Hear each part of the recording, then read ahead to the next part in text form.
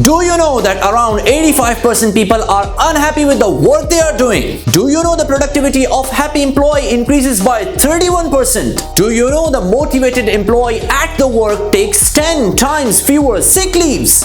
Do you know that the employees who feel that their voice is heard at the workplace are 5 times more likely to feel empowered at the workplace? If you didn't know these facts, then you have come to the right place, because I'm going to start a series of motivation where I will educate you, I will train you, and I will give you all the academic information and the professional trainings without charging a single penny from you. So without further delay, here we go.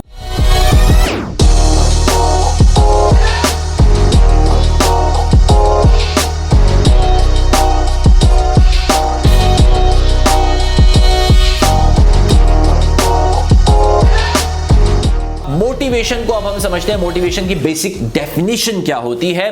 Motivation refers to the desire, willingness, determination and passion to achieve something. It refers to the willingness to complete a task, job or achieve a goal with enthusiasm.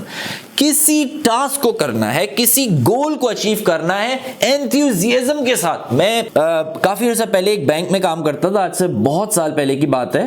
मैं उसमें देखता था कि collections department में एक लड़का होता था, I don't remember his name. Believe me, I can't even tell you कि यहाँ उसने अपने विजिट पकड़े और वहाँ वो लड़का ऐसी खुशी के साथ दौड़ लगाता था अपने गोल को अचीव करने, because he used to be motivated. उस टाइम हमें इतना पता नहीं था, जब भी उससे कभी हमारी कॉरिडोर में या कहीं पे मुलाकात होती थी ना, तो वो बड़ा खुश होता था, यार आज मैं इतनी रिकवरी करके आ गया हूँ, आज फला चीज हो गई है, आज ये चीज हो गई, आज वो. He used to be so happy. तो किसी भी गोल को, किसी भी टारगेट को एंथुसियाज्म के साथ अचीव करना, उसके लिए खुश होकर काम करना, बेसिक मोटिवेशन का जो कॉन्सेप्ट है वो यही है. एम्प्लॉयर की, मैनेजर की असल जॉब ये होती है कि वो अपने एम्प्लॉइज को मोटिवेट कैसे करे ताकि जो टारगेट एम्प्लॉयर ने सेट किया है, जो ख्वाब एम्प्लॉयर ने देखा है, इसके एम्प्लॉइज इसको वो ख्वाब अचीव करवा के देंगे. Motivation is a process by which individuals' efforts are energized, electrified and sustained toward achieving a goal.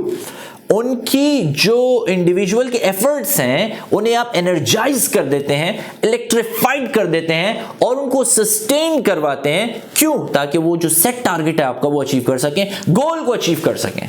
Clear हुई यहां तक बात? आगे मूव करते हैं. Importance of motivation. मोटिवेशन जरूरी क्यों है? People are the most valued asset. ये तो आपको बात पता होनी चाहिए कि किसी भी ऑर्गेनाइजेशन में हर चीज रिप्लेसेबल है, टैलेंट रिप्लेसेबल नहीं है. तो सबसे इंपॉर्टेंट चीज जो किसी भी ऑर्गेनाइजेशन के लिए है वो उसके एम्प्लॉइज हैं, उसके वर्कर्स हैं, वो उनके एसेट हैं. और उसके बाद जो सबसे ज्यादा इंपॉर्टेंट होता है वो आपके कस्टमर होते हैं. बात ध्यान में रखिएगा, आपके कस्टमर को सेटिस्फाई उसी वक्त आप कर पाएंगे जब आपके एम्प्लॉइज खुद सेटिस्फाई होंगे, खुश होंगे. यही सबसे बड़ा एसेट है. अगर इन्होंने अपनी प्रोडक्टिविटी लो कर दी तो आपका कस्टमर चला गया. ठीक है. Only motivated employees function to their full potential. Otherwise, people will work just as formality and their output will be minimum.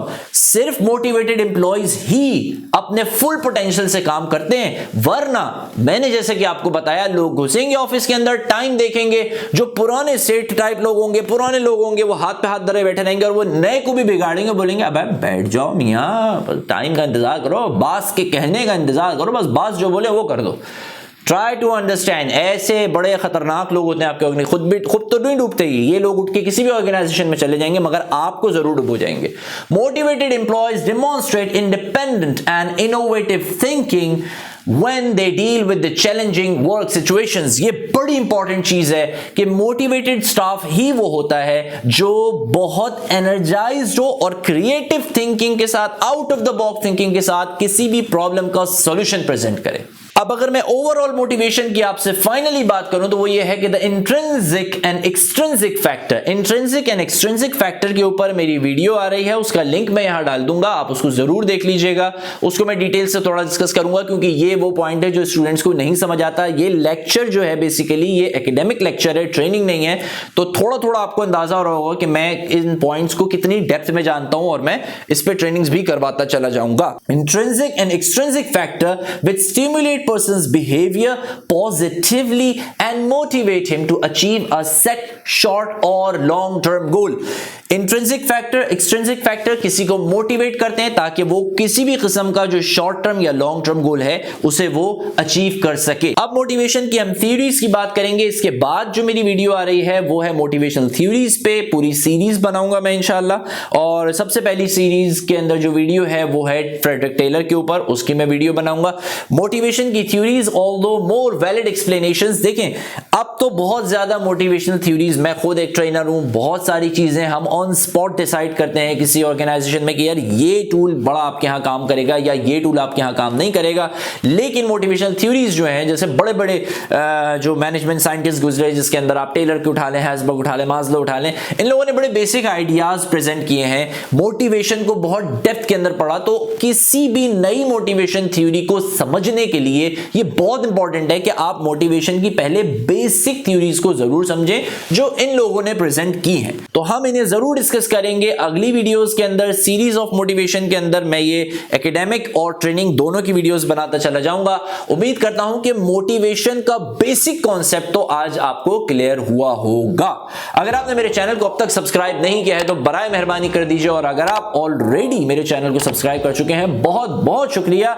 मेरे चैनल को आगे दूसरे लोगों तक पहुंचा दें ताकि एजुकेशनली और प्रोफेशनली लोग अच्छी ट्रेनिंग और अच्छी नॉलेज मेरे चैनल से गेन कर सकें। वीडियो देखने के लिए बहुत बहुत शुक्रिया।